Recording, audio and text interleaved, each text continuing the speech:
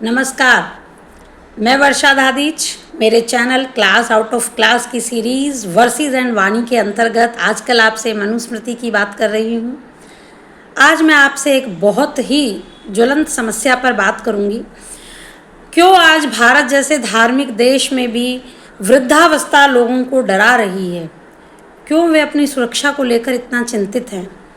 इसका कारण ये है कि शायद हमारी जो युवा पीढ़ी है वो पिछला जो हमारा साहित्य है उसको भूल चुकी है। उनके कानों में बार बार वे श्लोक नहीं जा रहे हैं जो जाने चाहिए।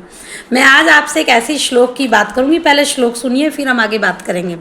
अभिवादनशीलस्य नित्यम वृद्धोपसेविनः चत्वारि तस्य वर्धन्ते आयुर्विद्या यशो बलम। इसका अर्थ यह है, जो सुशील और विनम्र होते हैं और बड़ों का अभिवादन करते हैं, उनकी सेवा करते हैं, उनकी 4 चीज़ें बढ़ती हैं। क्या क्या? आयु, विद्या, यश और बल। अब क्या हो रहा है कि आजकल जो है लोग जैसे ही अर्ली कह सकते हैं लेट 50s और अर्ली 60s आते ही ओल्ड एज होम की बातें करने लग गए हैं हमारी पीढ़ी के लोग।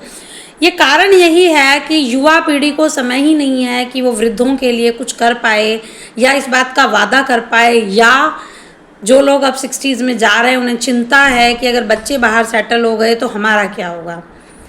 तो हमारे जितने भी धार्मिक ग्रंथ हैं उन सब में ये बात पहले से लिखी हुई थी कि बच्चों का एक कर्तव्य है कि वो वृद्ध होते माता पिता को जो है इतना सम्मान दें, उनकी सेवा करें।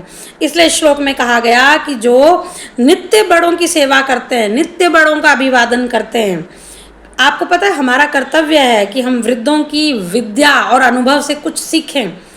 लेकिन आजकल ऐसा लगता है कि हमारी जो नई टेक्नोलॉजी आ रही है उसके अंदर इन चीज़ों का कोई महत्व ही नहीं है और बच्चे वो शिक्षा ले रहे हैं जिसके अंदर ये श्लोक वगैरह, हमारी जो कह सकते हो हमारी परंपरा के संवाहक जो वृद्ध लोग हैं वो बच्चों से दूर चले जा रहे हैं।